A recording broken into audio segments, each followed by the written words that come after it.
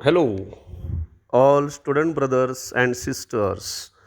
Now we are turning our attention towards one of the most important topics in the writing skill section. Writing skill section is there in the question paper or activity sheet in question number 4. And the first activity in this question paper, section 3, question number 4. The first activity is on drafting a virtual message. Question number 4 मध्ये writing skill सेक्शनमध्ये पहिलीच activity ही virtual मेसेजवरती आहे. यावरती question विचारला जाऊ शकतो.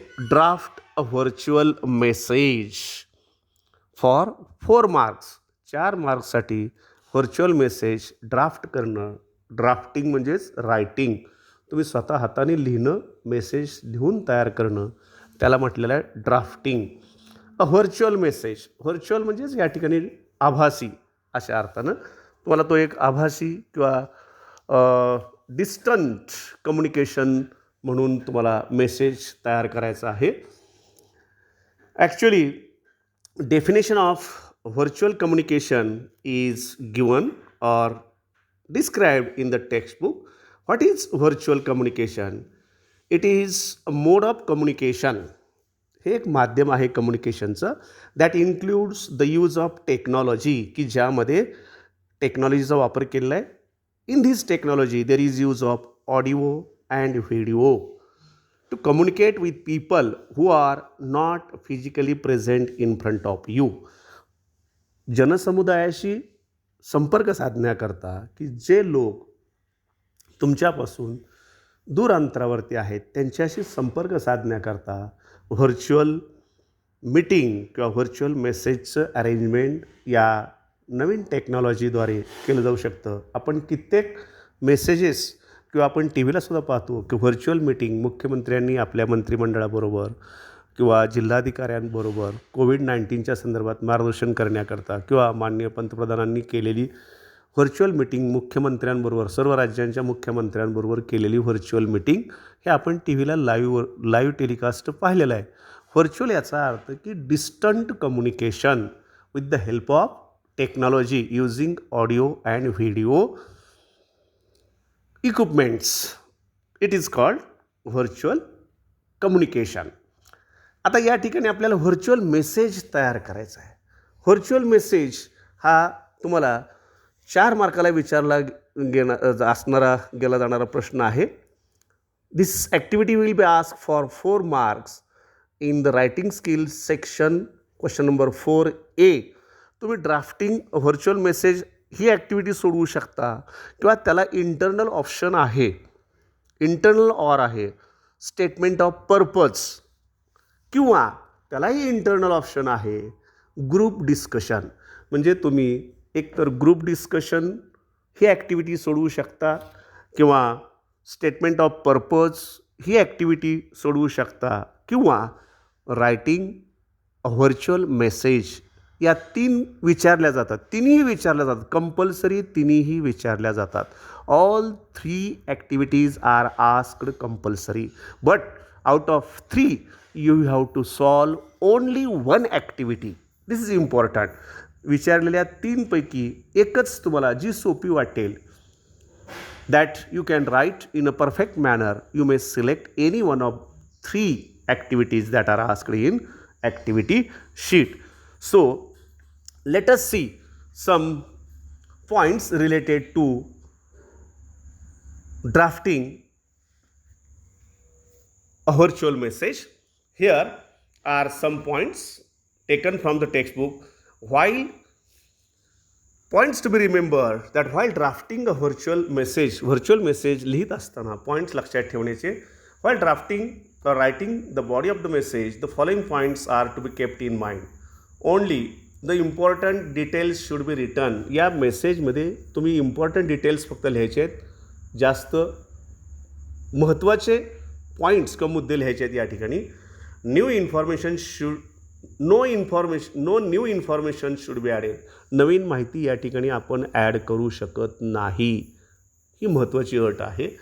त्यानंतर grammatically correct sentences should be used. Grammatically correct sentences, जर स्पेलिंग चुकला असेल तर त्याचा अर्थ वेगळा निघू शकतो. त्यातून घेणारा मेसेजचा अर्थ घेणारा त्याला वेगळा मेसेज जाऊ शकतो.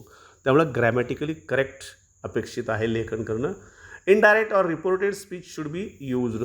हा पहिल्या व्यक्तीचा तिसऱ्या व्यक्तीला संदेश किंवा मेसेज देणं असल्या कारणानं इनडायरेक्ट स्पीचमध्ये, म्हणजे स्पीचचे किंवा बोलण्याचे 2 फॉर्म आहेत, डायरेक्ट आणि इनडायरेक्ट. समोरासमोरचं जे कम्युनिकेशन होतं त्याला डायरेक्ट म्हटलं जातं आणि समोर नसताना तिसऱ्याच व्यक्तीला दोघांमधलं संभाषण कळवायचं असेल त्यावेळेला ते इनडायरेक्ट स्पीचमधून कळवलं जातं. तर इथं हा मेसेज व्हर्च्युअल मेसेज राईट करत असताना, लिहित असताना you have to use reported speech or indirect speech.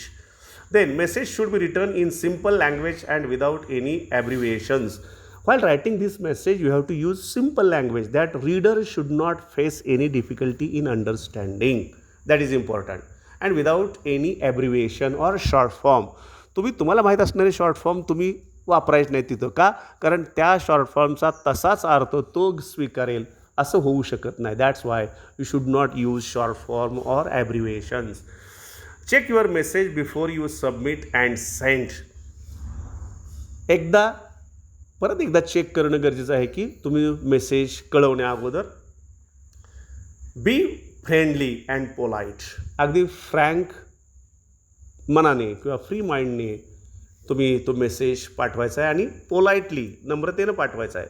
Avoid pun, ambiguity, witticism. While writing message, you should avoid pun. pun म्हणजे 2 अर्थ निघणारे शब्द, त्यांचा वापर करणं टाळायचं. पन म्हणजे श्लेष अलंकार, खरं तर श्लेष अलंकार की ज्याचे 2 अर्थ निघतात तसं.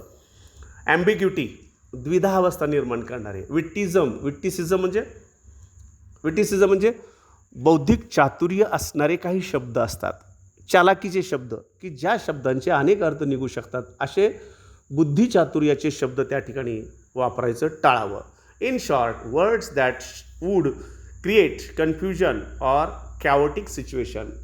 शॉर्टमध्ये काय म्हटलेलं आहे की जे शब्द तुमच्या मेसेजमध्ये लिहिलेल्या शब्दाच्या अर्थामुळं कॅओटिक म्हणजे गोंधळाची सिच्युएशन निर्माण करणार नाहीत, अशा प्रकारचे साधे सोपे सरळ शब्द वापरावेत की जेणेकरून रिसिव्हरला एनी डिफिकल्टी तो फेस करणार नाही. हे महत्त्वाचं आहे. त्यामुळं हे you have to avoid using pun, ambiguity and witticism. Okay, then here is an example for you. Let us see the example. What is there in this example? Let us read this example. It is selected for you. So focus your attention on this virtual message. बघा काय म्हणलेलं इथं मेसेजमध्ये. Amol is a friend of Aniket. Amol हा अनिकेतचा friend आहे. Ankita is Aniket sister. Ankita ही अनिकेतची सिस्टर आहे. Given below is a telephone conversation between Amol and Ankita. खालील कॉन्व्हर्सेशन कुणामधलं आहे? अमोल आणि अंकितामधलं. As Ankita has to leave for office. आणि आता अंकिताला ऑफिसला जायचं आहे. मग तिनं अमोलला मेसेज कसा द्यायचा? अमोलकडं फोन नाही, म्हणून अमोलला मेसेज कसा द्यायचा तिनं? She leaves a message for Aniket. म्हणून करता ती मेसेज ठेवून जाते अनिकेत करता. अनिकेत हा तिचा भाऊ आहे आणि अमोलने फोन केला होता अनिकेतसाठी, परंतु घरी अनिकेत नसल्यामुळे अंकिताने फोन घेतला आणि अंकिताने अमोलचा मेसेज अनिकेतसाठी लिहून ठेवलेला आहे. कारण का? अंकिताला पण ऑफिसला जायचं असल्याकारणाने ती घरी थांबू शकत नाही अनिकेतला निरोप देण्यासाठी. Draft a message based on the conversation in not more than 50 words. बघा, तुम्हाला हा मेसेज ड्राफ्ट करायचा आहे, लिहायचा आहे, नॉट मोर दॅन 50 वर्ड्स म्हटलेलं आहे. 50 ते 100 शब्दामध्ये ही ॲक्टिव्हिटी कव्हर करावी अशी अपेक्षा आहे. म्हणजे या ठिकाणी बंधन नाही. ज्या मेसेजमध्ये तुमचे महत्त्वाचे सगळे पॉईंट्स इन्क्लूड होतात, मग ते मेसेजमध्ये इन्क्लूड होणारे words it may be 50 or more than 50 and less than 100 words. You should not extend it more than 100 words. 100 शब्दाच्या पुढं जायचंच नाही. 50 शब्दाच्या आसपास तुम्ही म्हणजे महत्त्वाचे शब्द ॲड केल्यानंतर जेवढे होतील तेवढे होतील शब्द, हे महत्त्वाचं आहे. You have to write in about 50 words or more than 50 words the message. Let us see the conversation. या ठिकाणी कॉन्व्हर्सेशन आहे बघा. अमोलने कॉल केलेला आहे. अमोल कॉल करतोय आणि अमोल म्हणतोय, इज धिस अंकिता? अंकिता म्हणते खाली, yes may I know who is calling? Ankita विचारते, होय कोण आहे, तिकडनं कोण बोलतोय? Amol says, high Ankita, this is Amol, where is Aniket? आणि अमोल फोनवरती म्हणतोय की हाय अंकिता, म्हणजे हाय हॅलो करतोय अंकिताला, आणि दिस इज अमोल, मी अमोल बोलतोय, व्हेर इज अनिकेत? अनिकेत कुठं आहे? मग त्यावेळेला अंकिता सांगते की अनिकेत हा अंकिताचा भाऊ आहे. He is not home at home right now. तो आत्ता नेमकं आत्ता घरी नाहीच आहे तो. But by the way where are you calling from? परंतु आता तू कुठून बोलतोयस, असं अंकिता अमोलला विचारते. आणि अमोल सांगतोय अंकिताला, I landed in Mumbai early this morning. मी आत्ताच विमान प्रवासाने, लँडेड म्हणजे जमिनीवरती उतरणे अशा अर्थानं, विमान प्रवास करून, विमानानं ज्यावेळेला एखादा येत असतो किंवा जहाजाने प्रवास करून ज्यावेळेला एखादा येत असतो तर तो लँडेड हा शब्द वापरला जातो. आय लँडेड इन मुंबई, मी मुंबईमध्ये आज उतरलो आहे. अर्ली धिस मॉर्निंग, आज सकाळीच. It was a direct London Mumbai flight, आणि हे डायरेक्ट लंडन मुंबई फ्लाईट होतं. I have my UK friend with me, आणि मी आणि माझ्याबरोबर माझा UKचा म्हणजे लंडनहून आलेला मित्र आहे.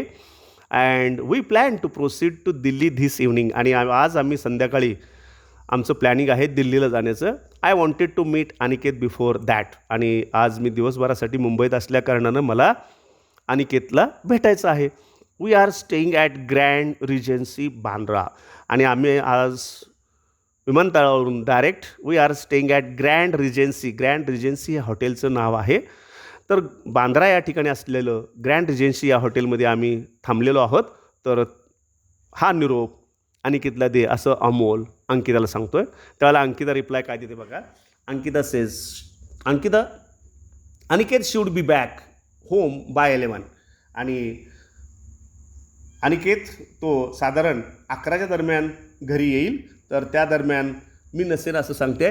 When do you want to meet him? आणि अनिकेत तुला कधी भेटायला हवा, असं अंकिता विचारते अमोलला. अमोल सांगतो, it will be great if he can join us for lunch. मग या ठिकाणी अनिकेत म्हणतो की तो जर आम्हाला लंचला जॉईन झाला तर छानच होईल. ॲट अबाउट 12, साधारण दुपारी 12च्या दरम्यान. At about 12 I will be waiting in the lounge, आणि मी त्या ठिकाणी वेटिंगसाठी असणार जे काय लॉन्ज आहे, सिटिंग रूम आहे, त्या ठिकाणी लॉन्जमध्ये वाट पाहत राहीन अनिकेतची. अंकिता सेज, वेल, अंकिता म्हणते, well I am about to go to the office, आणि मलाही आत्ता ऑफिसला जायचं आहे. But I shall leave a message for Aniket bye. परंतु जाण्यापूर्वी मी अनिकेतसाठी मेसेज ठेवते, असं आणि बाय म्हणते. त्यावेळेला अमोलसुद्धा म्हणतो, bye Ankita, hope to meet you when I come back from Delhi. आणि अशा आशा बाळगतो की दिल्लीवरून परत आल्यानंतर भेटूया. अंकिता म्हणते, शुअर, टेक केअर. आता हा जो मेसेज आहे वरती दिलेला, हा कॉन्व्हर्सेशनचा मेसेज आहे. या मेसेजचं रूपांतर, आपल्याला या मेसेजचं रूपांतर व्हर्च्युअल मेसेजमध्ये केलेलं आहे. ॲन्सर सहित दिलेलं आहे या ठिकाणी. तर ते खाली दिलेलं आहे ॲन्सर बघा. इथं डेट आणि टायमिंग टाकणं महत्त्वाचं आहे. हे अंदाजे डेट आणि टायमिंग टाकायचं आहे. या ठिकाणी 28/7 टाकलेलं आहे. 8:30 AM टायमिंग टाकलेलं आहे. कारण का, अंकिताला सुद्धा ऑफिसला जायचं होतं. मग ऑफिसला तिला कितीला जायचं होतं, अंकिता किती वाजता जाणार आहे म्हणलेली होती त्याला, की साधारण अनिकेतच 11पर्यंत येणार आहे घरात, तर त्याच्या अगोदरची वेळ या ठिकाणी टाकणं अपेक्षित आहे. तर ही वेळ टाकलेली आहे. तर याकडं लक्ष देणं गरजेचं आहे. आणि इथं एक्झाम्पल हे व्हर्च्युअल मेसेजचं हे एक्झाम्पल आहे. This is virtual message. This is virtual message. Here I can't write in a perfect manner on the screen, so mind it. The virtual message, let us read. इथं timing टाकून अनिकेतसाठी message ठेवला आहे अंकिताने. आता हे कोणासाठी message लिहिलेला आहे, अनिकेतसाठी, म्हणून इथं अनिकेत लिहिलं आहे, लक्षात घ्या. इथं टायमिंग आणि डेट टाकले. Amol rang up to say that he landed in Mumbai early this morning. Amol rang up म्हणजेच फोन केला, रिंग अप फोन करणे. रँगअप फोन केला. अमोलने फोन केला की to say that he landed in Mumbai. बघा या ठिकाणी अंकिता लिहिते अनिकेतसाठी message. To say that he landed in Mumbai, की अमोलने फोन केला की तो मुंबईमध्ये आज उतरलेला आहे लंडनहून अर्ली धिस मॉर्निंग, आज सकाळी, along with a UK friend, त्याच्याबरोबर त्याचा UK फ्रेंड आहे. They plan to leave for Delhi this evening, आणि त्यांचं प्लॅनिंग आहे दिल्लीला जाण्याचं संध्याकाळी. He wants you to join them for a lunch at Grand Regency, आणि त्याची अशी इच्छा आहे की तू त्यांना जॉईन व्हावंस लंचसाठी दुपारी 12च्या दरम्यान at Grand Regency Bandra. Grand Regency Bandra या ठिकाणी असणाऱ्या हॉटेलमध्ये तू त्यांना जॉईन व्हावंस अशी त्यांची इच्छा आहे. He expects you to be there by about 12, आणि तू तिथं जावंस दुपारी 12पर्यंत अशी त्याची इच्छा आहे. He will meet you in the lounge, आणि तो त्या हॉटेलच्या लॉन्जमध्ये तुला भेटेल असा निरोप या ठिकाणी अंकितानं दिलेला आहे. कोणासाठी? अनिकेतसाठी. तर याच फॉर्मॅटमध्ये आपल्याला मेसेज तयार करायचे आहेत. दोघांचं संभाषण तिसऱ्याच्या निरोपासाठी याच पद्धतीचे मेसेज आपल्याला तयार करायचे आहेत. This is called a virtual message. This format or in this format you have to create a message with the help of the above conversation. So this is example for you. You have to write this example in your notebook. You have to write these dialogues and this message also, because this message will be understood only with the help of these dialogue. So you must write first this question, then these dialogues, and then this virtual message. You have to write in your notebook. If you write in your notebook, only then you will be able to understand exactly what way the message is composed.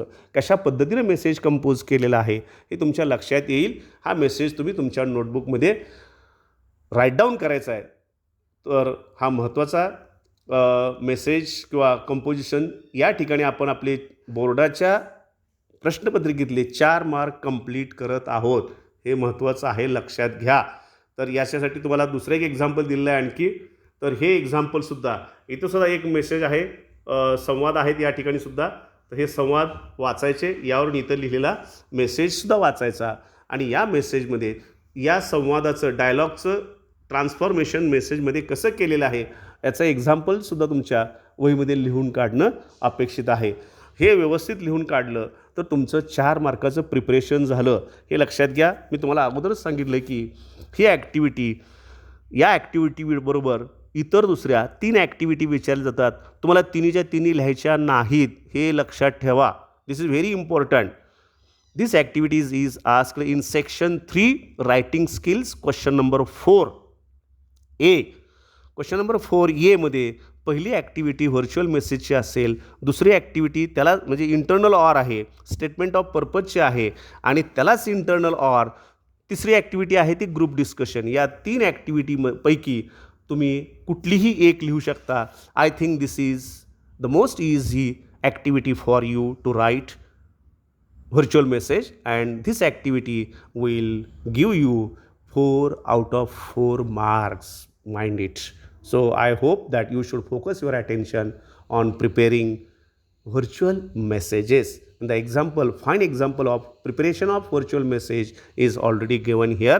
You have to write down these 2 examples in your notebook for your better preparation. Thank you very much. In case of any query or difficulty, you may ask me anytime.